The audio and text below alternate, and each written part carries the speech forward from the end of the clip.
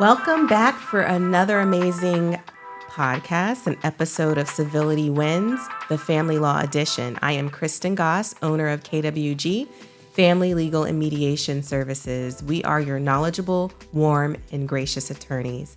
And today we have a special guest, Mari Delgado. Thank you so much for being here, Mari. Thank you so much. I appreciate it. Thank you, Kristen. And Mari is a certified financial planner with Elevist. So I'm going to ask her to briefly tell me a little bit about and tell the audience about yourself personally and your journey of being a financial advisor. Oh my God. Well, first of all, thank you so much for having me. This is a really beautiful podcast and a great mission that you're doing here. Thank you so much. My name is Mari Delgado. I'm a private wealth advisor at Elevist. I started my career 10 years ago at Merrill Lynch. I have always worked with high net worth individuals. When I was at Merrill Lynch, I serviced, family foundations. I serviced individuals just trying to, whether it is preserve their wealth, accumulate wealth, whatever goals they had. That's what I did.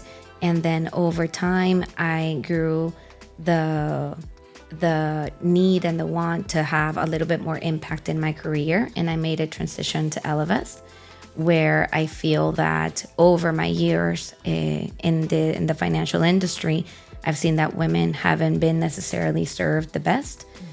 Sometimes financial advisors only speak to the husband, the brother, the grandfather, and women are not necessarily part of that conversation. And so when I made that transition to Elevist, I was really excited because I was able to focus on women.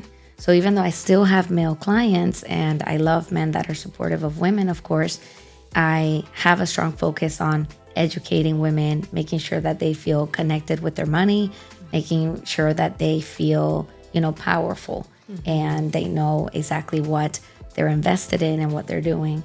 And you said, tell me a little bit about you personally. I'm also a brand new twin mom. My boys are 1 year old and they are my everything. So having my twin babies has also, really enforced that idea of making an impact with my career. So I'm very happy to be able to do that. I love it. Yeah. You're amazing. Oh, thank you. Yes. And how did you end up getting into the financial industry? I got into the financial industry really because I've always had a need and a want to help people. That's the way that I was raised. If you're able to donate your time, treasure, please donate. I've always been very, very charitable, very philanthropic. And I was wondering, how can I do that in the real world? I spoke to many professionals in the industry. I learned that investment banking wasn't for me. I learned that merger and acquisitions weren't for me. So I really did do my research before choosing wealth management. When I chose wealth management, I saw from speaking to many advisors that really their day-to-day is just to help people achieve their goals. That's what I do. And so it is exciting that when somebody comes up to me and they say, Mari, I want to buy a house, but I don't know how to save up for it. I want to retire soon, but I don't know what accounts I should be using. So I find myself on a day-to-day basis just helping people. It also is pretty exciting that when you turn on the news, it has to do directly with my job. So the stock market, what's going on in the world, the economy. I love the fact that I have that direct impact to the world. So I've always loved what wealth management stands for, and I focus on my clients to make sure that they feel that they're well taken care of and that their goals are being achieved. So I absolutely love what I do. I'm very lucky. I'm one of the few. I love it. It's important to be passionate and love what you do. And I can really see that when you work with your clients and how you just talk about what you do. So thank you for being such a phenomenal woman and professional. Thank you. Yeah. And so, because one of the reasons why I have this podcast was to spread the word about the collaborative law process and that it's an alternative to the traditional litigation, filing a divorce in court or paternity action or any other family legal action, there's an alternative, and you can go outside of court and resolve all of your issues, and it's private. You don't have to file anything until the very end, and then there's certain documents, not everything is exposed to the public. And so a lot of times in the collaborative law process, we work with allied professionals such as yourself in the financial arena, because it's more of a holistic way of looking at things. And for someone who may be contemplating a divorce, what would be the best time that they should reach out to you? Is it prior to, during a divorce, or after a divorce, in your opinion? In my opinion, in a perfect world, it would be prior. I would say somebody that is contemplating going through a divorce or going through divorce already, I feel like the most important step is to build a team of professionals. So you mentioned collaborative law, 100%. I think that is the best way to go in such a really tough time. I feel like divorce is very difficult. When someone gets married, you don't want this to fail. So divorce is already a very stressful, difficult time where a family unit is essentially coming apart. So me and my team, we focus mostly on educating our clients. So education is the biggest part of this whole process. We start by communicating. So you want to communicate with your partner, and you want to be able to hopefully have a shared goal, whether it is that you want this process to be fast and just, as painless as possible, or whether you have kids and you want this to be, as smooth as possible for the kids. So communicating is very important. Part of that is hiring a divorce attorney, hiring a mediator, somebody that can allow that communication to flow. The second step that we do is educating. So what does your balance sheet look like? What does both of your balance sheet look like? What type of assets do you have? What type of liabilities do you have? The assets that you have, are they liquid? Meaning, is it easy for it? Not easy, but is it fast for you to get cash out? Do you have any life insurance? Do you have, you want to take a look at the full picture. And that's something that I help with. I help at looking at everything holistically. So really educating yourself on what you have. And then I would say really investigating. So individualized financial planning is something that I do with all of my clients. I feel that if I don't understand where you are and where you're going, I'm doing a really bad job as a wealth manager. So individualized financial planning is something that we do with our clients going through divorce as well. So this means, what income do you have right now? What income do you expect to have after the divorce is settled? Or is there anything in regarding to income? After the fact, are you going to continue to receive alimony? When does this alimony stop? Does it ever decrease? Does it ever go down in value?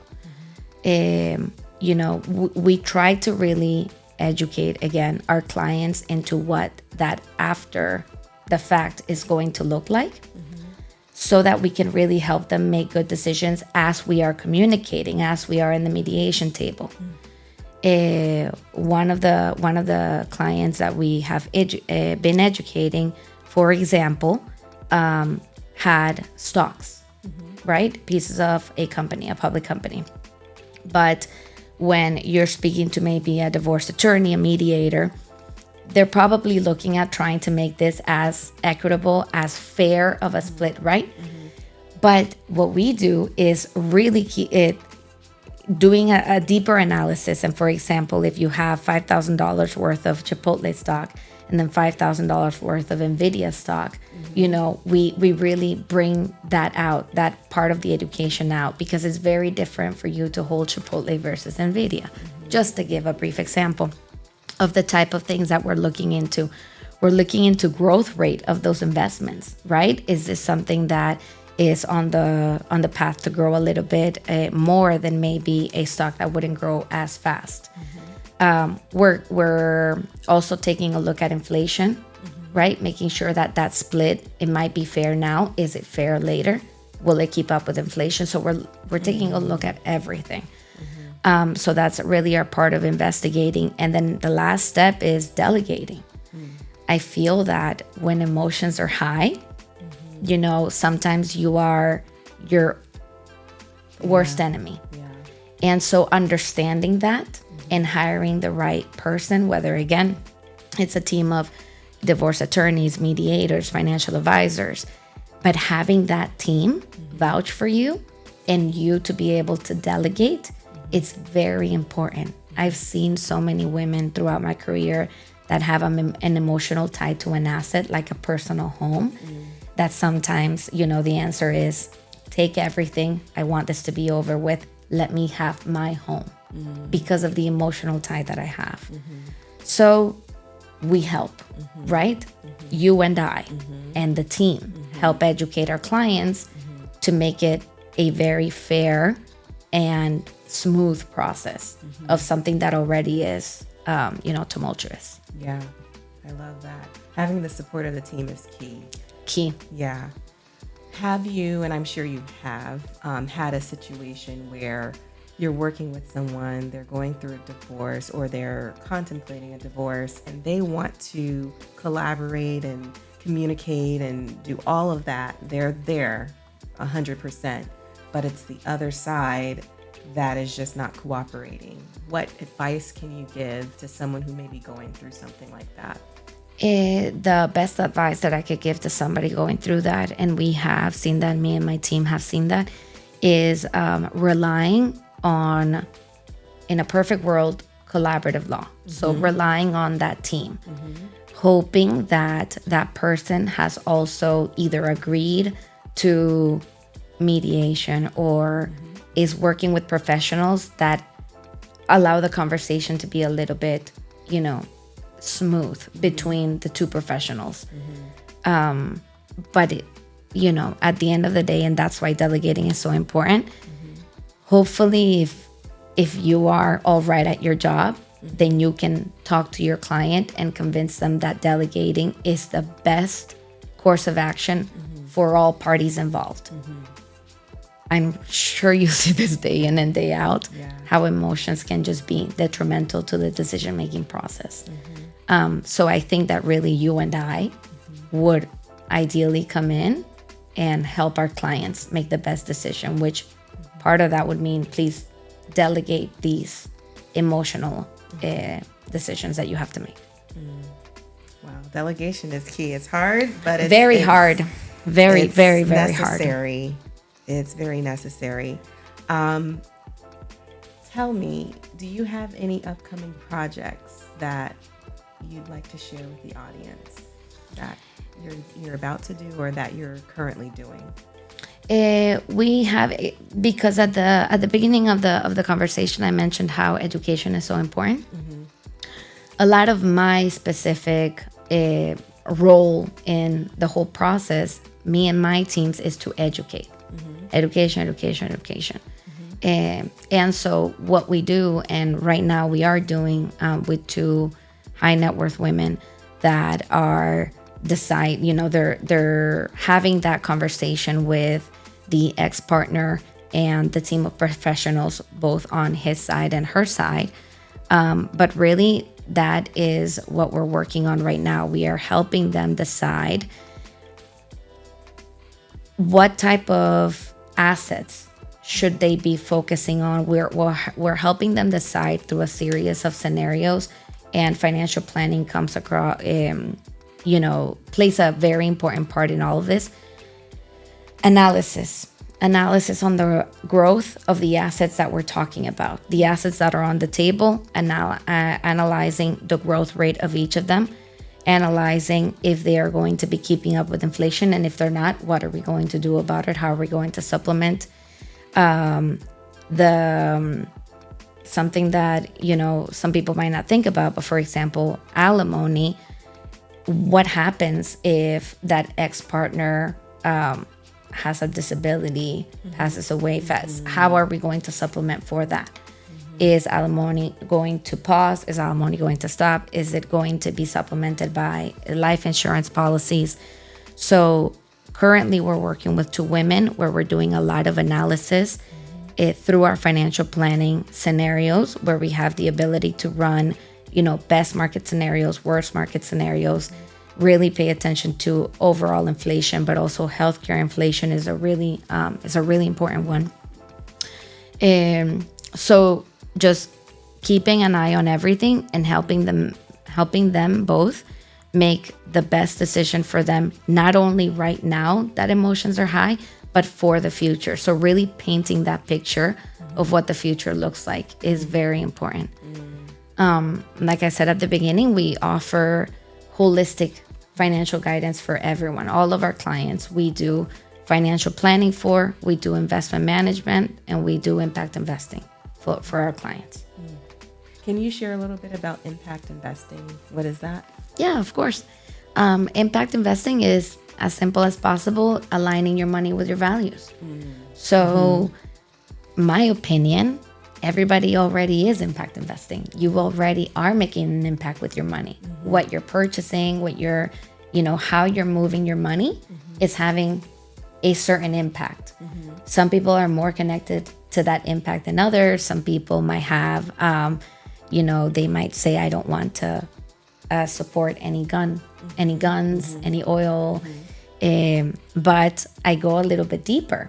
So for example, if you're my client and you're telling me that you're spending a lot of time in animal shelters, animals are very important to you, then I would like to see your investments and see if you are invested in any companies that does animal testing. So, when I talk about impact investing, a lot of people are like, oh, I don't really care about that. Or, it's very easy to say, or I don't want to underperform. That's like the first thing that comes to mind to a lot of people. But thanks to the amount of data that we have nowadays, thanks to the amount of data that companies are reporting, it's really allowing us to make more informed decisions to help you align your portfolio with whatever it is that you care about. It could be climate. I feel like living in Florida, maybe we can agree. It rains a little bit and the whole streets are flooded and then you can't go out. So I do think that aligning your investments with your values, whichever they may be, is very important. And I think it's a good conversation to have with your financial advisor. What type of impact are you having right now? And, it would be great if they have data behind showing you what type of impact you're having, because we're all having some type of impact. Money's very powerful. Yeah, for sure. Yeah. For sure. Well, thank you so much for joining. And would you tell the audience where they can find more information? Yes, absolutely. So our company website is called Elevest. And we have a drop down there where you can find our financial advisors. You can find me. I've written a few articles in regards to the immigrant mindset. I am an immigrant, and so I do think it's different to hire somebody that has the same mentality or that background as you, especially when it comes to money. So at elevest.com, you can find me, or honestly, if you just Google Mari Delgado Elevest, a lot of information is going to come up, articles that I've written, interviews that I've been part of. So really happy to help anybody that I can. Awesome. Thank you again for joining. Thank you, Kristen. I love this. This was awesome. My pleasure. And you have watched another episode of Civility Wins, the Family Law Edition. Again, I'm Kristen Goss, owner and founder of KWG Family Legal and Mediation Services. We are your knowledgeable, warm, and gracious attorneys. If you liked what you heard today, don't forget to share, like, and subscribe to the YouTube channel. Hi again, I'm Kristen Goss. I am the founder and owner of KWG Family Legal and Mediation Services. We are your knowledgeable, warm, and gracious attorneys. Thank you again for tuning in for another episode of Civility Wins, the Family Law Edition. See you next time.